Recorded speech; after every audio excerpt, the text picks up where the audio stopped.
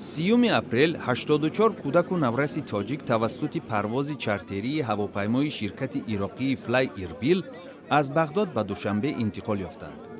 در فرودگاه پایتخت تاجیکستان کودکان را هیئت حکومتی و نزدیکان پیشواز گرفتند.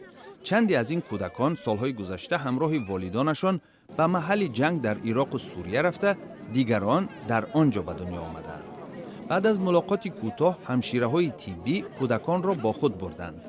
مسئولان وزارت تندرستی تاجیکستان گفتند که آنها را به آسایشگاه خرنگان ناحیه ورزاب میبرند.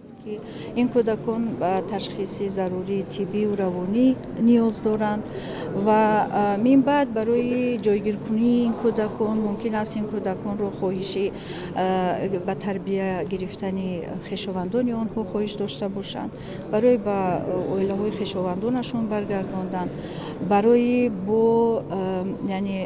به جامعه وارد نمودن این کودکان، عافیت بخشی و توان بخشی این کودکان، تحصیل و دیگر عملی شدن دیگر حقوق‌های این کودکان، البته تدبیرهای ضروری اندیشیده میشه. اگر نزدیکانشان از آنها رو به تربیت خود نگیرند در این حالت چی میشه؟ دولت البته این کودکان رو با غمخوری خود فرا میگیرد.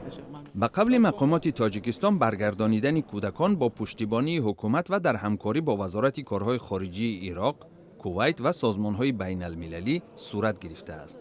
مظفر حسین زاده معاون وزیر کارهای خارجی گفت حکومت تاجیکستان مسئله بازگردان شهروندان نابالغ تاجیکستان را به طور جدی پیگیری دارد. ما وارد مذاکرات هستیم با حکومت عراق و برای انجام دادن این کارها تمام چاره ها را میاندیشیم و من با تمام جانب هایی که در این روند شامل بودند و سهم گذاشتند سپاس عرض میکنم از نام حکومت جمهوری تاجیکستان. ساکنان ناحیه عبدالرحمن جامی سعادت ماه تیلایوه و خواهرش اصالت ماه تیلایوه میگویند با دعوت مقامات به پیشواز نبیره‌هایشان ابوبکر 6 ساله و فاطمه 3 ساله آمدند. و گفتی سعادت ماه تیلایوه دخترش با عائله‌اش در سال 2014 با هدف مهاجرت کاری تاجیکستان را ترک کرده بود و آنها تنها نیم سال پیش شنیدند که دخترشان در بغداد به حبس ابد محکوم شده است. امید نداشتیم. ما امید نداشتیم که این دختر خطی ما رو برو میزنه. ما امید از کجا شما خبر یافتید که این نبیره شما رو میارن به ملل متحد مکتوب گرفته برده به دستیان.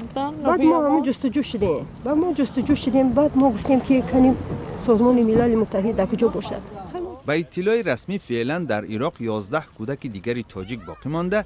در زندان‌های این کشور 43 زن تاجیک نگهداری می‌شوند.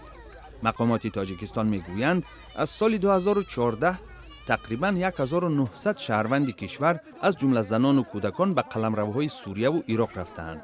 تا حال خبر مرگ بیش از 300 نفر آنها رسیده است.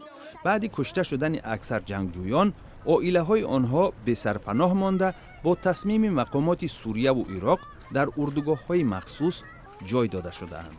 زبیدالله زبیدزاده سفیر تاجیکستان در کویت و عراق که برای برگردانیدن کودکان تاجیک وظیفه‌دار شده است، چند پیش به رادیوی آزادی گفته بود از 43 زن تاجیک 15 نفرشان رضایت ندادند که کودکانشان به وطن فرستاده شوند. سرنوشت آینده این طفلان ناروشن باقی میماند.